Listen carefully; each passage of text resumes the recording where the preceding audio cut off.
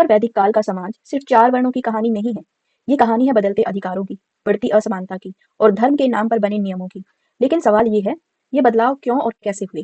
Hello everyone, कैसे हैं आप सब? आई होप आप सभी अच्छे होंगे। इस वीडियो में हम उत्तर वैदिक काल के सामाजिक जीवन को कंप्लीट और एग्जाम ओरिएंटेड तरीके से समझेंगे। हम जानेंगे वर्ण व्यवस्था कैसी थी, उत्तर वैदिक काल में स्त्रियों की स्थिति क्या थी, जो परिवार और गोत्र प्रथा थी उसका क्या महत्व था, और जो आश्रम व्यवस्था समाज को कैसे नियंत्रित करती थी। ये सभी points SSC, TET, teaching exam, यहाँ तक कि सभी गवर्नमेंट एग्जाम में बार बार पूछे जा चुके हैं। तो वीडियो को पूरा देखिए ताकि एक भी इंपॉर्टेंट फैक्ट आपसे मिस ना हो। तो चलिए शुरू करते हैं। आज का हमारा टॉपिक है उत्तर वैदिक काल का समाज। उत्तर वैदिक समाज। ऋग्वैदिक काल में हमने पढ़ा कि जो समाज था उस टाइम पर भी समाज वर्ण व्यवस्था पर आधारित था, लेकिन जो वर्ण व्यवस्था थी वो इतनी जटिल नहीं थी उस समय पर। वर्ण का मतलब वहां पर क्या होता था? चयन। जो जिस तरीके का काम चुनता था, जिस तरीके के काम का वो चयन करता था, उसका वर्ण वैसे ही निर्धारित कर दिया जाता था। लेकिन जैसे जैसे टाइम बदला और उत्तर वैदिक काल आया तो यहाँ पर समाज में क्या हुआ? असमानता बढ़ गई, वर्ण व्यवस्था बहुत जटिल हो गई, परिवार में भी बहुत सारे चेंजेज आए। तो जानते हैं इसको। सबसे पहले इसकी जो जानकारी हमें कहाँ से मिलती है, इसकी जानकारी के स्रोत क्या हैं? तो सामवेद, बाद में जो 3 वेद लिखे गए, सामवेद, यजुर्वेद, अथर्ववेद, ब्राह्मण ग्रंथ, आरण्यक और उपनिषद, ये सभी उत्तर वैदिक काल के समाज की जानकारी हमें देते हैं। इनसे हमें वहां की जानकारी मिलती है। उत्तर वैदिक काल में क्या हुआ? अब जो परिवार था, परिवार का आकार अब काफी बड़ा हो गया था, काफी बड़ा हो गया। इन्हें क्या कहा जाता था? संयुक्त परिवार इन्हें कहा जाता था। हालांकि संयुक्त परिवार, जॉइंट फैमिली का कॉन्सेप्ट ऋग्वेद में भी देखने को मिलता है, लेकिन उत्तर वैदिक काल में एक ही परिवार में 3 से 4 पीढ़ियां एक साथ रहती थी। 3 से 4 पीढ़ियां एक साथ रहती थी। ये हम कैसे कह सकते हैं? क्योंकि यूपी में 2 जगह है, अंतरंजी खेड़ा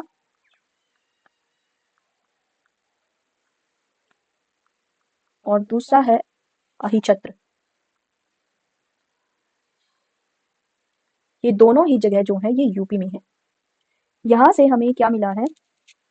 मिट्टी के जो चूल्हे होते हैं, मिट्टी के चूल्हों की कतारें, यानी लाइन में चूल्हे मिले हैं मिट्टी के। इससे क्या प्रूफ होता है? इससे प्रूफ होता है कि बहुत बड़े परिवारों का खाना एक साथ बनता था, किसी भोज वगैरह का, और या फिर कह सकते हैं कि बड़े परिवारों का खाना एक साथ बनता था।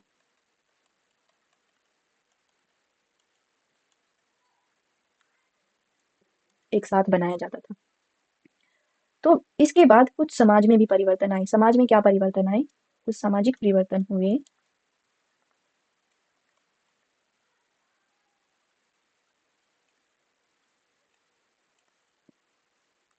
सामाजिक परिवर्तन में क्या हम पढ़ेंगे? हम पढ़ेंगे वर्ण व्यवस्था,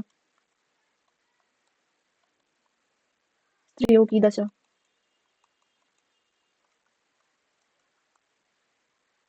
और जो गोत्र व्यवस्था शुरू हुई थी वो हम पढ़ेंगे। तो ये सब कुछ समाज में परिवर्तन आए। आइए इन्हें एक एक करके देखते हैं। तो सबसे पहले थी वर्ण व्यवस्था। ऋग्वेद की तरह यहाँ भी 4 वर्ण ही पाए जाते थे, लेकिन उत्तर वैदिक काल में वर्ण व्यवस्था अधिक जटिल हो गई। कैसे जटिल हुई? क्योंकि अब जो वर्ण था, या फिर आप कह सकते हैं जो जाति थी, उसका आधार अब कर्म नहीं रहा। कर्म नहीं रहा। क्या हो गया? उसका आधार हो गया जन्म। जन्म का आधार बना। यानी आपका जन्म किस परिवार में हो रहा है। अगर आप ब्राह्मण परिवार में जन्मे हैं तो आप ब्राह्मण हैं, क्षत्रिय परिवार में जन्मे हैं तो आप क्षत्रिय हैं, आप वैश्य परिवार में जन्मे हैं तो आप वैश्य हैं, और अगर आप शूद्र परिवार में जन्मे हैं तो आप शूद्र हो जाते हैं। ये था जन्म का आधार, यानी वर्ण व्यवस्था का जो आधार था वो अब जन्म को बना दिया गया। ऋग्वैदिक काल में क्या था? कर्म था आधार। आप जैसा अपना काम चुनेंगे वैसा आपका वर्ण होगा। वर्ण व्यवस्था में क्या हुआ? ब्राह्मणों की स्थिति मजबूत हो गई, क्योंकि उत्तर वैदिक काल में यज्ञ थे, जो कर्म कांड होते थे, वो बहुत ज़्यादा बढ़ गए थे। तो इस वजह से और यज्ञ वगैरह और जो अनुष्ठान होते हैं, कर्मकांड होते हैं, उनको कराने के लिए ब्राह्मणों की ज़रूरत होती है। तो इस समय पर ब्राह्मणों की स्थिति मजबूत हुई। ऋग्वैदिक काल में ऋग्वैदिक काल में केवल 7 पुरोहितों का अ, जिक्र मिलता है। 7 पुरोहितों का जिक्र मिलता है, लेकिन उत्तर वैदिक काल में क्या हुआ, ये जो 7 पुरोहित थे, ये बढ़कर 17 हो गए थे अब। तो यहाँ से पता चलता है कि ब्राह्मणों की स्थिति कितनी मजबूत हुई थी। और जो शूद्र थे, शूद्रों की स्थिति में बहुत ज़्यादा गिरावट आ गई।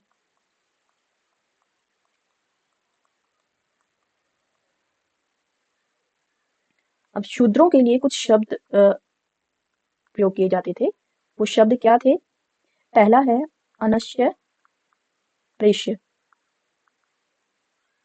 इसका मतलब क्या होता है कि जो बाकी के 3 वर्ण हैं, 3 वर्णों का सेवक, यानी ब्राह्मण, क्षत्रिय, वैश्य, इन तीनों का सेवक शूद्र को कहा जाता था।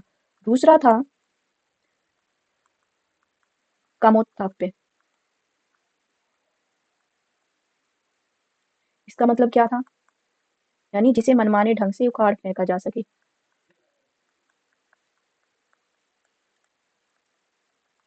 उखाड़ फेंका जाने वाला। और तीसरा शब्द है यथा कामवध्य।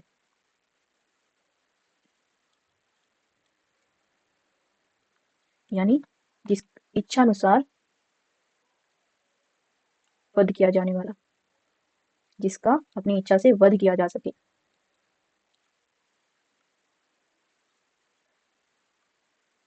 तो ऐसे शब्दों का प्रयोग शूद्रों के लिए किया जाने लगा। आप समझ सकते हैं शूद्रों की स्थिति क्या रही होगी अ, उत्तर वैदिक काल में।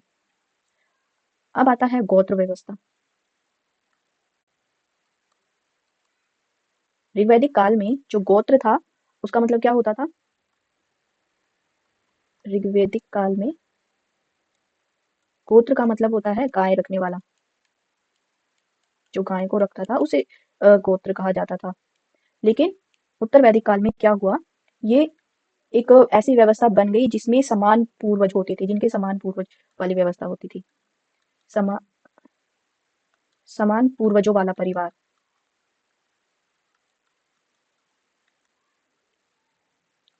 इसमें कुछ गोत्र सामने आते हैं, जैसे कश्यप, वशिष्ठ, भृगु, गौतम, भृगु, गौतम और भी बहुत सारे गोत्र सामने आते हैं। इस गोत्र व्यवस्था में क्या था, में समान गोत्र में विवाह वर्जित था। यानी अगर किसी का गोत्र एक जैसा है, सरनेम सेम है, तो वो अ, शादी नहीं कर सकते थे। विवाह वर्जित। अगर कोई भी पुरुष जो समान गोत्र वाली स्त्री से विवाह कर लेता था, पुरुष जो समान गोत्र की स्त्री से विवाह करता था,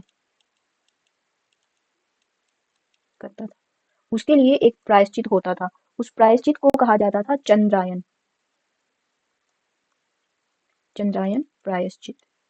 अगर किसी ने सेम सरनेम में शादी की है, तो उसे ये प्रायश्चित करना होता था।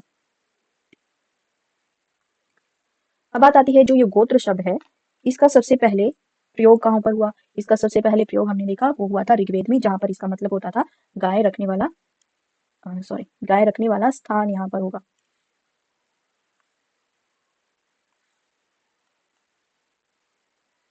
गाय रखने वाले स्थान को गोत्र कहा जाता था, और गोत्र का ऋग्वेद में सबसे पहले प्रयोग हमें देखने को मिलता है।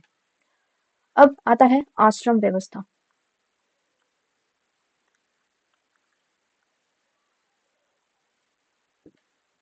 यहाँ पर आश्रम व्यवस्था का उदय हुआ। उत्तर वैदिक काल में मेनली 3 आश्रमों का उल्लेख मिलता है। 3 आश्रमों का उल्लेख ऋग्वैदिक काल में मिलता है।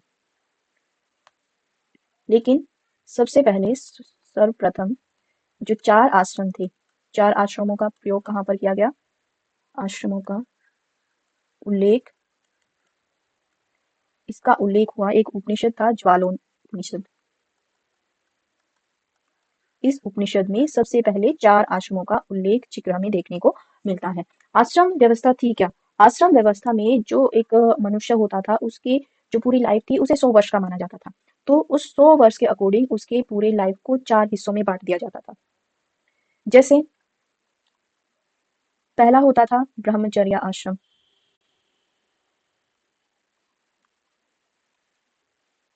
ब्रह्मचर्य आश्रम ये होता था 0 से लेकर या फिर आप कह सकते हैं जन्म से 25 वर्ष की आयु तक।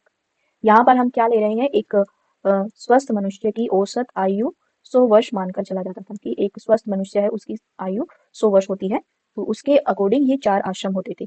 पहला था ब्रह्मचर्य आश्रम, दूसरा होता था गृहस्थ आश्रम, ये होता था 25 से 50 वर्ष तक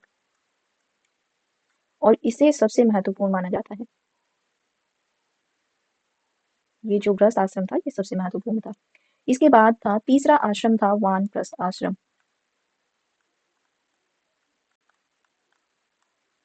ये था 50 वर्ष से लेकर 75 वर्ष की आयु तक वानप्रस्थ आश्रम। और उसके बाद था संन्यास आश्रम, यानी 75 से 100 वर्ष की आयु तक संन्यास आश्रम ये था। इसके बाद जो ब्रह्मचर्य आश्रम था उसमें क्या होता था कि जो बालक होता था, बच्चा जो होता था, वो उसका शुरुआती जीवन आता है जन्म से लेकर उसके 25 वर्ष तक, यानी इस टाइम ड्यूरेशन में उसे अपनी शिक्षा को प्राप्त करना होता था। उसका उपनयन संस्कार होता था जिसे हम जनेऊ या यज्ञोपवीत संस्कार कहते हैं। तो उसका ये होता था उपनयन संस्कार और वो अपनी शिक्षा पूरी करता था। यहाँ पर इसमें क्या हुआ, शूद्रों का और स्त्रियों का उपनयन संस्कार यहाँ पर बंद कर दिया गया। ऋग्वैदिक काल में हमने पढ़ा था कि स्त्रियों का भी उपनयन संस्कार किया जाता था, लेकिन उत्तरवैदिक काल में आकर ये संस्कार स्त्रियों का और शूद्रों का नहीं होता था। तो जो पहला आश्रम था 0 से 25 साल तक, वहां पर एक बच्चा अपनी शिक्षा पूरी करता था। अब कुछ नाम होते थे जो बच्चा आजीवन शिक्षा प्राप्त करने वाला था, यानी आजीवन शिक्षा प्राप्त करने वाला जो गृहस्थ आश्रम नहीं अपनाता था उसे कहते थे नैष्टिक। नैष्टिक उसे कहा जाता था। फिर दूसरा था एक किसी सीमित समय तक शिक्षा प्राप्त करनी है, शिक्षा प्राप्त करना, उसे क्या कहा जाता था, उसे कहा जाता था उपकुर्वाण।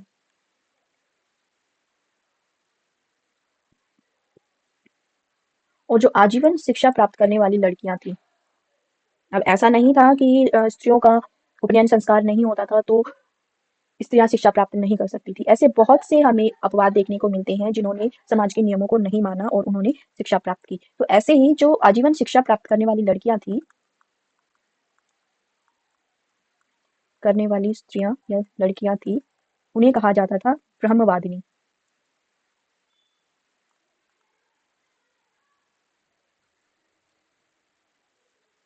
और विवाह पूर्व तक शिक्षा प्राप्त करने वाली जो स्त्रियां थी, लड़कियां थी, यानी जिनका विवाह होने वाला है और विवाह से पूर्व वो शिक्षा प्राप्त कर रही हैं, तो उन्हें कहा जाता था साध्योवधू। तो ये जो नाम है, ये जो शब्द है, बहुत इंपॉर्टेंट हो जाते हैं। अब इसके बाद एक और शब्द आता है जिसे कहते हैं खटवारूढ़। खटवारूढ़ क्या होता था, ये होता था जो बच्चा, जो बालक बिना शिक्षा पूरी किए, यानी शिक्षा पूरी करना इसे कहते थे समावर्तन, यानी अपना समावर्तन पूरा किए बिना ही घर वापस आ जाता था। यानी पहले क्या होता था, गुरुकुल में शिक्षा प्राप्त करते थे, जब तक शिक्षा पूरी नहीं हो जाती थी बच्चे गुरुकुल में ही रहते थे। लेकिन ऐसा बच्चा जो शिक्षा पूरी किए बिना ही भागकर घर वापस आ जाता था, तो उसे क्या कहते थे, उसे कहते थे खटवारूढ़। इसके अलावा समाज में 8 प्रकार के विवाह प्रचलित थे, 8 प्रकार के विवाह भी प्रचलित थे।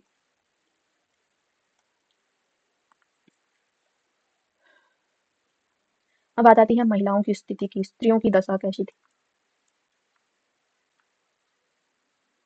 ऋग्वैदिक काल में स्त्रियों को सम्मान किया जाता था, वो सभा समिति में भाग ले सकती थी, उनका उपनयन संस्कार होता था। लेकिन उत्तर वैदिक काल में इतना बदलाव आया कि स्त्रियों की दशा में बहुत गिरावट आई।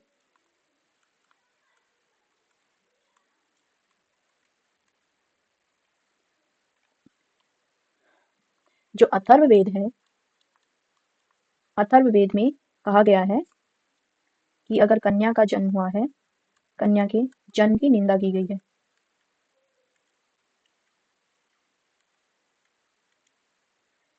इसके अलावा एक मैत्रायणी संहिता आती है, मैत्रायणी संहिता। इसमें स्त्री की तुलना किससे की गई है? जुए और शराब से। जुए और शराब से स्त्री की तुलना की गई है।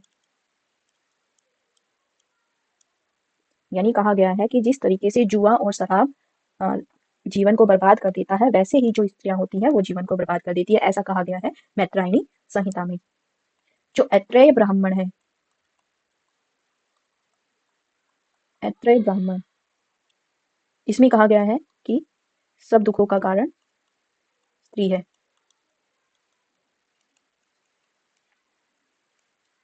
आपकी लाइफ में जितने भी दुख हैं वो किस वजह से हैं? स्त्री की वजह से हैं। क्या हुआ यहाँ पर? अब बाल विवाह प्रचलित हो गया। स्त्रियों का उपनयन संस्कार बंद कर दिया गया।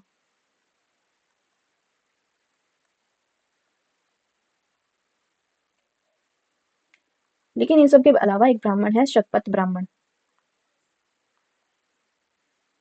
शतपथ ब्राह्मण के अनुसार स्त्री को अर्धांगिनी भी कहा गया है, यानी पुरुष की आधा अंग। अर्धांगिनी स्त्री को कहा गया है।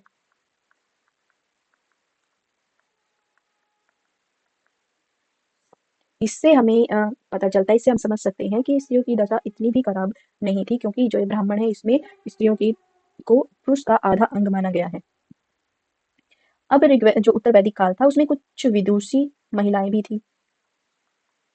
हालांकि उपनयन संस्कार बंद कर दिया गया था, शिक्षा का अधिकार उन्हें नहीं था, लेकिन कुछ विदुषी महिलाएं थी, जैसे गार्गी, सुगला, वेदवती, कासकृत्स्नी। तो ये कुछ विदुषी महिलाएं थी जिन्होंने उपनयन संस्कार भी कराया और अपनी शिक्षा भी प्राप्त की, और वो विद्वती बनी। इन सब के बावजूद यहाँ पर इस समाज में पर्दा प्रथा नहीं थी। पर्दा प्रथा नहीं थी, स्त्री प्रथा नहीं थी, सती प्रथा नहीं थी।